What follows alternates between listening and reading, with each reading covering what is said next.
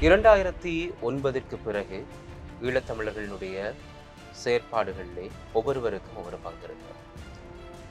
தனிமனித செயற்பாட்டாளர்களாக ஒவ்வொருவரும் தங்களுடைய செயற்பாடுகளை பல தளங்களிலும் செய்து கொண்டிருக்கிறார். இதை தாண்டி கட்டமைப்புகளாக, அமைப்புகளாக, வளாகங்களாக, மையங்களாக செயல்பட வேண்டியவர்களும் தங்களுடைய செயற்பாடுகளை செய்து கொண்டிருக்கிறார்கள். இன்னொரு புறம் ஊடகவியலாளர்களாக ஊடகங்களும் எங்களுடைய பணியையும் நாங்கள் செய்து கொண்டிருக்கிறோம். தளங்கள், களங்கள் மாறலாம். ஆனால் இலக்குகள் நோக்கிய பயணங்கள் என்பது எப்போதுமே செயற்பட்டு கொண்டிருக்க வேண்டிய ஒரு விடயம். அதிலும் குறிப்பாக புலம்பெயர் தேசத்திலே ஒரு கட்டமைப்பை உருவாக்கி அந்த கட்டமைப்பை நகர்த்தி சென்று எந்த இலக்குக்காக அது உருவாக்கப்பட்டதோ அதை நோக்கி நகர்வது என்பது மிக சவாலானது. ஒரு ஆண்டு நகரலாம், 2 ஆண்டுகள் செல்லலாம். ஆனால் ஒரு தசாப்த காலத்தை தாண்டி 10 ஆண்டுகளை தாண்டி ஒரு கட்டமைப்பு நகர்ந்து கொண்டு செல்கின்ற வேளையிலே அந்த கட்டமைப்பு ஏராளமான சவால்களை சந்தித்திருக்கும். அந்த சவால்களை வெற்றி கொண்டிருக்கும். சில சவால்களை முறியடிக்க முடியாமல் வேறு ஒரு பாதை அல்லது வேறு ஒரு வழி எடுத்துக்கொண்டு இலக்கை நோக்கி நகர்ந்திருக்கும். மறுபுறத்திலே 10 ஆண்டுகள் என்பது சாதாரணமானதல்ல. இந்த 10 ஆண்டுகளில் ஏராளமான கேள்விக்கணைகள், ஏராளமான விமர்சனங்கள், ஏராளமான குற்றச்சாட்டுகள், ஏராளமான முதுகு குத்தல்கள், இவை எல்லாவற்றையும் தாண்டி தமிழ் மக்களின் ஏகோபித்த ஆதரவும் அவர்களுடைய உறுதிப்பாடும் உறுதுணையும் இருக்கும். இப்படி பல விடயங்களை இன்றைக்கு நான் சந்திக்க போகின்ற இந்த கட்டமைப்பு சந்தித்திருக்கலாம், இல்லை சந்திக்காமலும் நகர்ந்து கொண்டு போகலாம். ஆனால் பேசுவதற்கும் கேட்பதற்கும் தமிழர்களாக உங்களைப் போல எனக்கும் அல்லது என்னைப் போல உங்களுக்கும் நிறைய கேள்விகள் இருக்கின்றது. மனம் திறப்பதற்காக உலகத் தமிழர் வரலாற்று மையத்தினுடைய உறுப்பினர்களோடு நாங்கள் பேச போகிறோம். இன்னைக்கு அவர்களுடைய ஒரு இடத்துல தான் இருக்கிறோம்.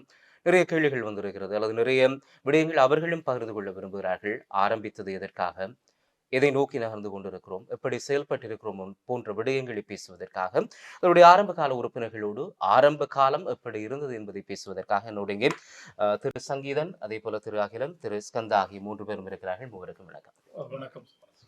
சங்கீதன், முதல்ல உங்கள்கிட்ட ஆரம்பிக்கலாம். நான் ஏற்கனவே சொன்ன மாதிரி 2009க்கு பிறகான ஈழத்தமிழர்களுடைய பயணம் என்பது மிக முக்கியமானது. அதில் ஒரு கட்டமைப்பை உருவாக்கி, புலம்பெயர் தேசத்தில் ஒரு கட்டமைப்பை உருவாக்கி அதை நகர்த்தி செல்வது என்பது சவால்களானதாகவும் இருக்கலாம் அல்லது இலகுவானதாகவும் இருக்கலாம். இது எல்லாத்துக்கும் முதல்ல இந்த உலகத் தமிழர் வரலாற்று மையம், இப்போது உலகத் தமிழர் வரலாற்று வளாகமாக அறியப்படுகின்ற இது உலகத் தமிழர் வரலாற்று மையம் தோற்றம் பெற வேண்டும் என்று உங்களை போன்றவர்கள் ஏன் நினைத்தீர்கள்? எந்த பொறி எங்க உங்களுக்கு தட்டுச்சு? இந்த சந்திப்பில் உங்கள் எல்லாரையும் நாங்கள் சந்திப்பதில் ஒரு நிறைவு இருக்கின்றது. குறிப்பாக ஒரு நீண்ட பயணத்தின் பின்னர் எங்களுடைய மிக நெருங்கிய நட்பு உறவு சதிசூடாக இந்த விடயங்களை உங்கள்கிட்ட கொண்டு வருவதிலையும் எங்களுக்கு ஒரு திருப்தி இருக்கின்றது. அந்த வகையில் 2009ஆம் ஆண்டு எங்களுடைய ஆயுத போராட்டம் ஒரு மௌனத்துக்கு வந்த பின்னர் நாங்கள் எல்லாம் வலிந்து புலம்பெயர் தேசத்துக்கு தள்ளப்பட்டோம் அல்லது நாங்கள் புலம்பெயர்ந்திருந்தோம்.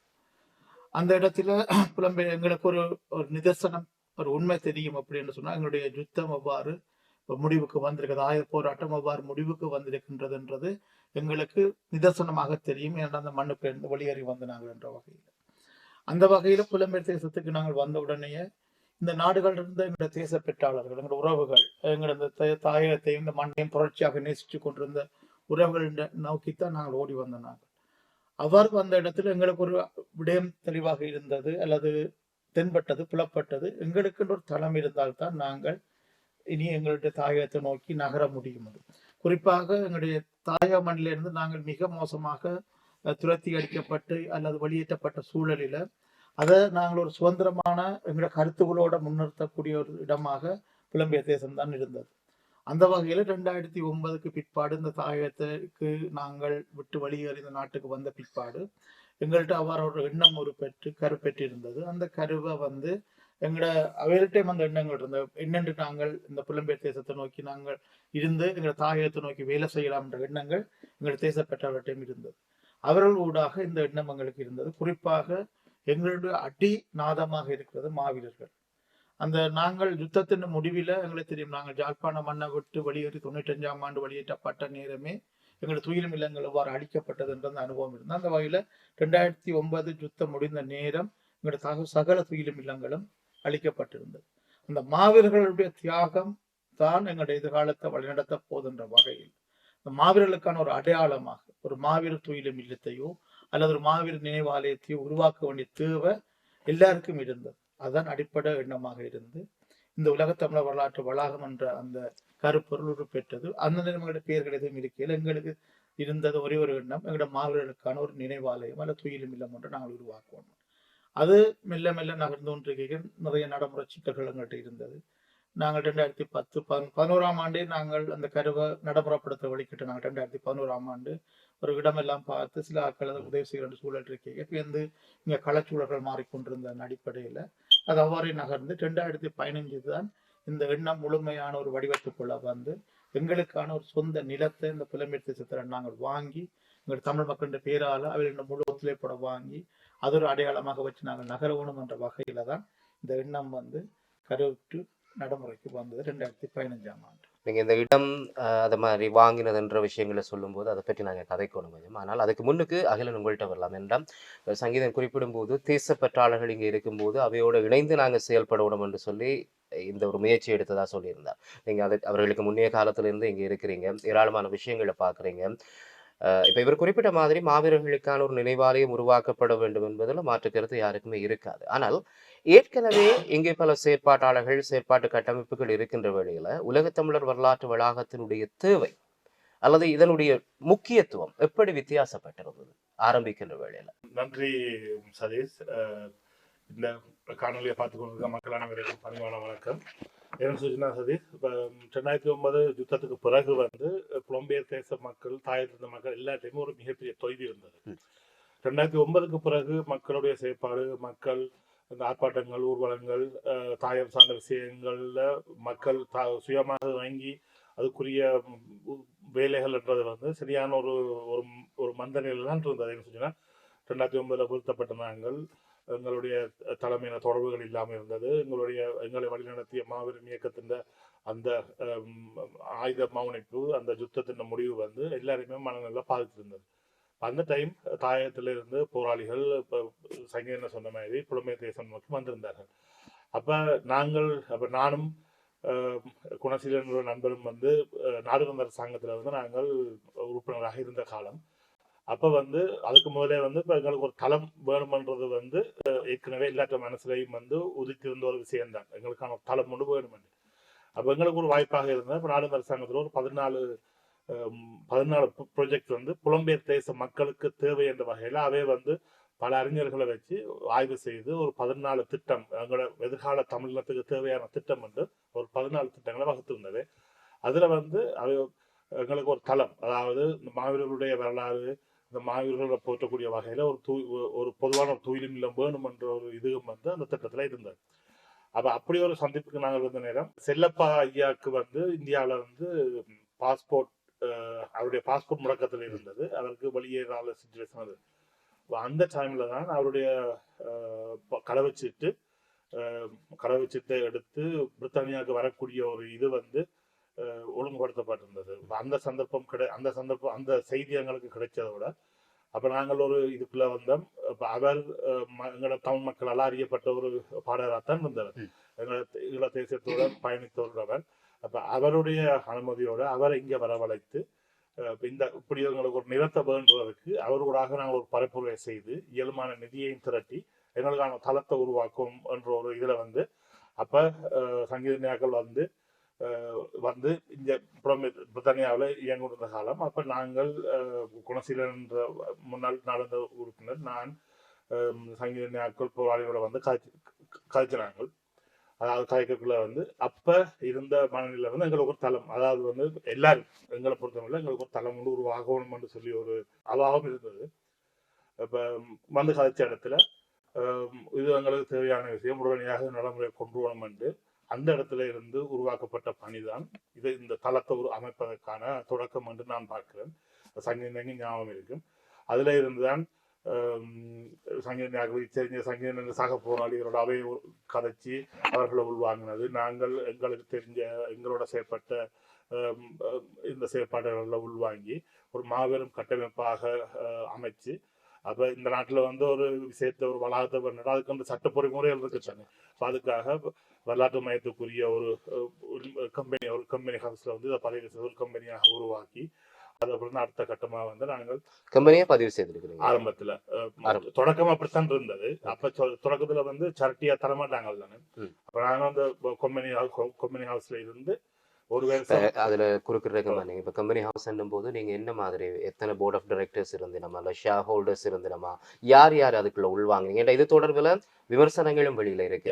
நிறைய பேர் நாங்கள் இதுக்குள்ள இருந்தோம், எங்களை வெளியில தள்ளி விட்டுட்டு இன்றைக்கு கொஞ்சம் பேர் இருக்கணும் என்ற குற்றச்சாட்டையும் வைக்கணும். அப்ப அதை நீங்க ஆரம்ப காலத்துல யார் யார் இருந்தேன்னு சொன்னா கொஞ்சம் தெளிவா நிச்சயமா அந்த இது நான் பார்த்தேன். அதுல ஒரு சிலர் வந்து வரலாற்று மையத்தின் முதலாவது ஃபவுண்டர் நாங்கள் சொல்லி கொண்டிருக்கணும். அது அப்படி நடக்க இல்லை. இந்த விஷயங்கள் கதைக்கப்பட்டு சங்கீத வந்து சுகந்தகுமாரன் இஸ்கந்தன்யாக்கள் அவர்கள் வந்து இந்த நாட்டில் பல வருடங்களாக எங்களோட தாயை நோக்கி எங்களோட செயற்பாடுகள் செயற்பட்டு கொண்டிருந்தார்கள். அப்போ சங்கீதன் வந்து சுகந்தன்யா இஸ்கந்தன்யாக்களோட தொடர்பு எடுத்து இந்த விஷயத்தை விளங்கப்படுத்தி நாங்கள் ஒரு விளங்கப்படுத்தி காட்சி கொண்டிருக்கக்குள்ள வந்து இதுக்கான பொறிமுறை இந்த நாட்டில் நாங்கள் ஒரு இப்படி ஒரு விஷயத்தை உருவாக்கணும்னா அதுக்கு ஆரம்ப கட்ட பணிகள் இருக்குத்தானே. அந்த வகையில சுகந்தன்ன தான் தன்னுடைய பெயரை முதலாவது சங்கீதங்களுக்கு கொடுத்து கம்பெனி ஹவுஸ்ல வந்து முதலாவது சேமனா வந்து சுகந்தன்ன தான். சுகந்தன்ன பேர் தான் சுகந்தகுமார் அவருடைய பெயர் தான் அதில் பதிவு செய்திருந்தது. அதுதான் தொடக்கம். இந்த நிலம் உட்பட இந்த கம்பெனி எல்லாமே அவற்ற பேர்ல மட்டும்தான் தொடக்கத்துல அப்படி இருந்தது. ஏன்னா ஆரம்பத்துல தொடக்கத்துல வந்து கன பேருடைய பேர்களை கொண்டு வந்து அதுக்குள்ள கன இதழ் இருக்குமென்றதுக்காக இதை இலகுவாக நகர்த்துவதற்காக அவற்ற பேர்ல தொடங்கப்பட்டது. அது காலப்போக்கில் அது விரிவாக்கம் அடைஞ்சது. அது இன்னைக்கு அது ஒரு சேரிட்டிக்குள்ள வேற இடத்துல இருக்குது. சேரிட்டியா இப்ப பதிவு செய்யப்பட்டது. தொடக்கம் அதுதான். அதுல மிக தெளிவான பதிவு அது சார்ந்து ஸ்கந்தன கதைக்குள்ள அவற்றை பதிவையும் செய்வார். இப்படித்தான் இந்த விஷயம் உருவாக்கப்பட்டது. ஸ்கந்தாட்டே நாங்க போகலாமா நினைக்கிறேன். இப்ப இது உருவாக்கப்பட்டது ஒரு பக்கத்துல தாயகத்துல இருந்து போராளிகள் வரையிலும் இங்க உங்களை போன்றவர்களுடைய தேசத்துக்காக உழைத்தவர்களுடைய தொடர்புகள் கிடைக்குது. இப்படி ஒரு உருவாக்கம் வரும்போது காணி வாங்க ஓகே அந்த எண்ணம் சரி.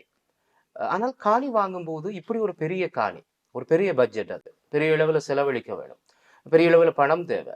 அடுத்தது ஆக்ஸ்போர்ட், இது ஒரு பகுதியில இருக்கு, ஒரு பகுதியில இருந்து வார மக்களுக்கு மட்டும்தான் இலகுவாக இருக்கு அப்படி என்ற கேள்விகள் எல்லாம் எழுந்தது அந்த நேரத்துல. இப்பவும் வரைக்கும் அது இருக்கு. ஆனா இதுக்கு ஏதாவது ஒரு காரணம் இருக்கும். நீங்க இந்த பகுதியில இவ்வளவு பெரிய ஒரு காணியை வாங்கினதற்கான காரணம்ன்றது நிச்சயமா உங்களோட தரப்புல இருக்கு. அது என்ன காரணத்துக்காக வாங்கினீங்க இந்த இடத்துல? காரணம் என்னென்றா தமிழ் மக்களுக்கு ஒரு தளம் வேணும் என்பது முக்கியமான ஒரு விஷயம்.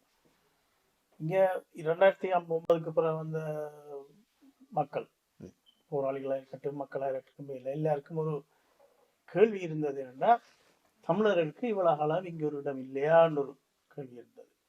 அந்த கேள்வியை நிவர்த்தி செய்யறதுக்காக நாங்கள் சங்கீதன் இதுல டாக்டர் புவிநாதன் ஒருத்தர் இருந்தவர் எல்லாரும் வந்து ஓடி திரிஞ்சு கொஞ்சம் காணிகள் பார்த்தினாங்க. நாங்கள் எவ்வளவு லண்டனுக்கு உட்பட்ட இடங்கள்ல காணி வேண்டுறோமோ அவ்வளவுக்கு இந்த விலை வந்து 10 மில்லியன் 12 மில்லியன் 15 மில்லியன். அது எங்களோட அப்போதைய நிலைமைக்கு கடைசி வரை கட்டாதுன்னு தெரியும். அப்ப நாங்கள் பார்த்த இடத்துல இந்த காணி நான் சங்கீதன் டாக்டர் புவிநாதன் இன்னும் ஒரு கொஞ்சம் பேர் வந்து நாங்கள் பார்த்து நல்லா பிடிச்சிருந்தது என்னன்னு சொல்லி சொன்னா, இந்த காணியில வந்து எங்களுக்கு தேவையான 108 ஏக்கர் நிலம் இருக்குது, மாவீரர் துயிலுமில்லாமல் அமைக்கக்கூடிய வசதிகள் இருக்குது, ஒரு ஆறு ஓடுது, அதுல ஒரு முள்ளிவாய்க்கால் முள்ளிவாய்க்கால் நீராலயம் போடக்கூடிய ஒரு வசதி இருக்குது. இப்படி எல்லாத்தையும் பார்த்து இந்த காணி எங்களோட விலை மதிப்புக்கும் 1.5 மில்லியனுக்கு உள்ள வரக்கூடியதா இருந்தது. ஆனபடியா இந்த காணியை வேண்டுவோம் என்று நாங்கள் எல்லாரும் முடிவெடுத்து, சரி இந்த காணியை வேண்டது அடுத்தது இதுக்குள்ள யாரை இன்வால்வ் பண்ற பிரச்சனை இல்லை. ஆரம்பத்துல நாங்கள் வேர்ல்ட் தமிழ் ஹிஸ்டாரிக்கல் சொசைட்டி என்று சொல்லி ரெஜிஸ்டர் பண்ணுவோம். அப்ப எனக்கு என்னுடைய ஆஃபீஸில் ஒருத்தர் வேலை செய்து கொண்டிருந்தவர் கேதீஸ்வரன் சொல்லி, அப்ப அவர்கிட்ட நான் சொன்னேன் இந்த கம்பெனியை ரெஜிஸ்டர் பண்ணி துவங்குவோம். அப்ப சங்கீதன் கேட்டேன், சங்கீதன் சொல்லிக்கொண்டு போயிட்டு யாரோ ஒரு முக்கியமானவர் போட்டு துவங்குவோம். இங்க முக்கியமாக செய்யக்கூடிய ஆளுங்க உள்ள ஆளுன்னு சொல்லி சொன்னா எங்களுக்கு பட்டது சுகந்தகுமார் தான். அவருக்கு நேராக ஃபோன் பண்ணி அவர் முதல் கொஞ்சம் எண்ணத்துக்கு வேறு ஆக்களை போடலாம்னு நான் சொன்னேன், இல்லை நீங்கள் தான் இதில் வரணும்னு அவர்கிட்ட பேரை உடனடியாக ஃபேக்ஸ் பண்ணேன். ஃபேக்ஸில் பாஸ்போர்ட்டை அப்புறம் இந்த காணியை வேண்டி நாங்கள் செய்து கொண்டு போய்க்கல மாதம் மாதம் வளர்ச்சி அடைச்சு கொண்டு போச்சு. அப்ப முதல் பிரச்சனை எங்களுக்கு இருந்தது பணம். ம். அந்த பண பிரச்சனையை நாங்கள் எடுத்து ஒரு பிரிட்ஜிங் லோன் செய்து அதை கவர் பண்றதுக்கு இன்னொரு லோன் எடுத்து எல்லாத்தையும் முடிச்சு இப்போ ஓரளவுக்கு நிலைமைக்கு வந்து இந்த காணி வந்து இந்த அளவுக்கு பெரிய அளவுக்கு நாங்கள் நிற்காத அளவுக்கு வளர்ந்தோம்.